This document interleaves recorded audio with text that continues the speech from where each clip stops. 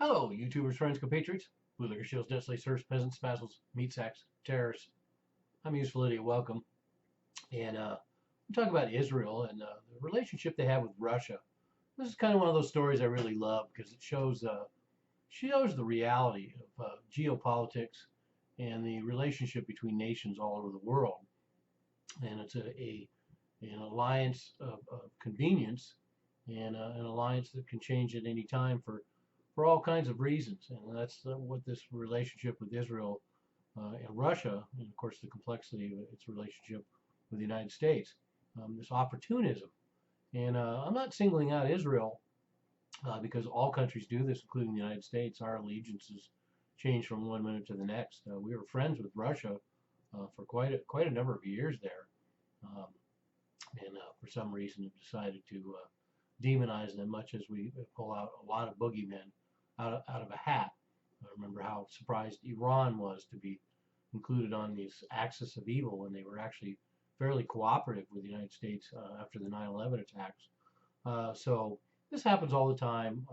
This switching of alliances, of course, has precedents throughout history. Look at all the European wars during the 18th and 19th century. It's hilarious to watch countries go back and forth with all these alliances, and that trend continues into the 20th century, and certainly will continue into the 21st century, just because of the economic interaction between all these countries and the fact that they're all tied together one way or another. And but I love the irony in this case that Israel can coordinate in Syria with Russia, but the United States can't. And that says a lot about Russia. It says a lot about Israel. It says a lot about the United States. So first we have, as far back as September, and this is part of the catching up I'm doing, Israel and Russia agreed to coordinate their military action in Syria, which is pretty good timing considering the fact that even today there was Israeli airstrikes in Syria that supposedly took out a Hezbollah leader.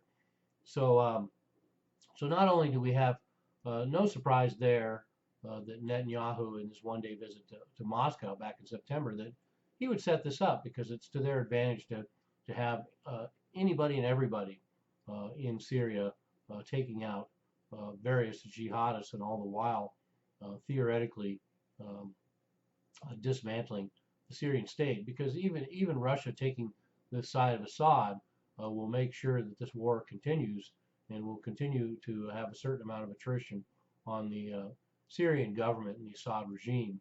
And ironically too, let me point out that once again we supposedly have these Syrian peace talks going on right now, like we do in Yemen and Libya, as I just brought up in these last two videos. And hilariously, uh, cons considering that this whole quagmire has been festering, and all these people have been jumping in the pool. I mean, the amount of people that are in Syria is ridiculous right now, and and now after all of this, they think they're going to piece something together and have some sort of peace talk. But who knows? If it serves the agenda of the elites and the handlers and the masters, then it will happen. So we can't rule that out. But my gut feeling is that more warfare will continue, and certainly ISIS isn't going to go anywhere soon. And Syria, just like I brought up with all these other countries, what exactly is going to fill the vacuum? It's going to end up being like Iraq, where we're going to have who knows what kind of government. It'll be interesting to see whether they serve as a U.S. puppet or not. My guess would be they will, and negotiations will continue until they figure out some way to get some American puppets in there. And and also this meeting with between Israel and Russia included a lot of high military and intelligence officials, and that's more than we can see between the United States and Russia right now too. So, but this pivot to Russia is not surprising. A little bit of history. Russia, or Soviet Union, originally was very supportive of the creation of the state of Israel because they thought they would be another socialist nation and would come in under the axis of the Soviet Union. So imagine they're surprised when they end up leading into more of a sort of socialist slash capitalist experiment, replacing the agricultural kibbutzes with a burgeoning military, industrial, and security industry that they export all over the world. So interesting how that turned out. But a lot of it is because the relationship with Israel and Europe has deteriorated to a certain extent. And people talk about the relationship between the United States and Israel deteriorating, and it really hasn't. There's a lot of chafing, and there's a lot of rough around the edges, but Israel is still getting massive amounts of aid and support from the United States, regardless of what kind of stuff appears in the media. And all this stuff that appears in the media is only a reflection of both the governments of the United States and Israel just jockeying for more leverage and more position, more political gain. And they continue to game each other. But just in between November and December, this last couple months, catching up, Israel suspended contact with the European Union on the Middle East peace process, as if there really is any kind of Middle East peace process. But we see a lot of EU support and a lot of EU parliaments voting for more and more rights for Palestine as a nation, and also this boycott movement, and having things labeled, whether they come from Gaza or Israel. And this is really strange because Israel hates to have any of its policies challenged at home or abroad. And so as a result of this, we also have Israel joining the EEU, which is the Eurasian Economic Union free trade zone. So Israel is actually in a free trade zone with Russia and Belarus, Armenia, Kazakhstan, and Kyrgyzstan. Let me remind you, a couple of those countries are Muslim, so rather interesting that turns out that these countries are all involved in a free trade zone. And so once again, interesting this pivot towards Russia and Eurasia for Israel, but they will move in whatever direction they need to. That includes the recent, over the last week, Israel and Turkey patching up their relationship. So as I pointed out earlier about all these alliances shifting and morphing and flexing, we see that as well with Israel and Turkey making up. So we could see this pivot of Israel to the east, interesting part of this geopolitical map.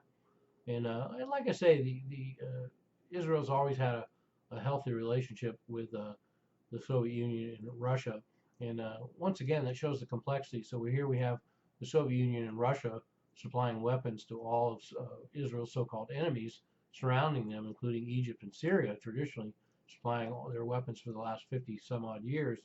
And yet Israel can have a perfectly normal relationship with Russia. And Israel is also a big weapons supplier and trainer, military trainer for Kazakhstan. So they have a pretty solid relationship with Russia and these former Soviet satellite states. So interesting development.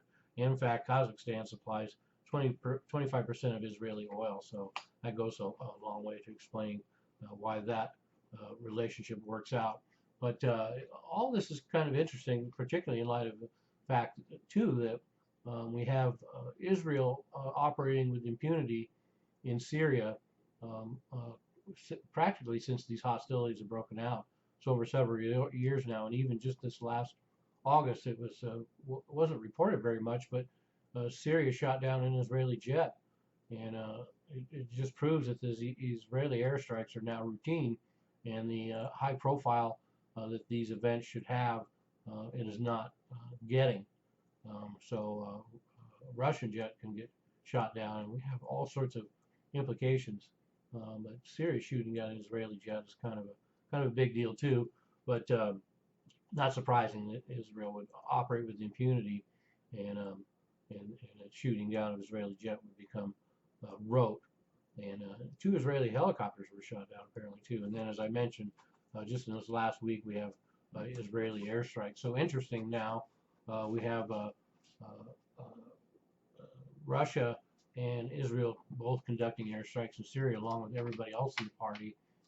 Israel and Russia actually coordinating their campaigns. And interesting too, France apparently is working with Russia as well, and have worked it out so that they can coordinate with Russia. So another good example, France, supposedly one of the U.S.'s closest allies, and they can work with Russia. So that way, the United States can save face, continue demonizing Russia, and yet have a lot of our allies go ahead and coordinate with Russia in this campaign in Syria. So it just shows that at the end of the day, uh, they're all in it together one way or another. And Putin certainly is no different than any leaders in the West. He certainly is no nationalistic icon for goodness leading a country when he has $80 billion in personal wealth. And so anyway, so there we have it. We have Israel has a new friend, Russia, and as I did previous videos on Israel and some of its new friends like China and Russia, and it just shows all the strange bedfellows and how in reality all of these countries are getting on board with a single agenda.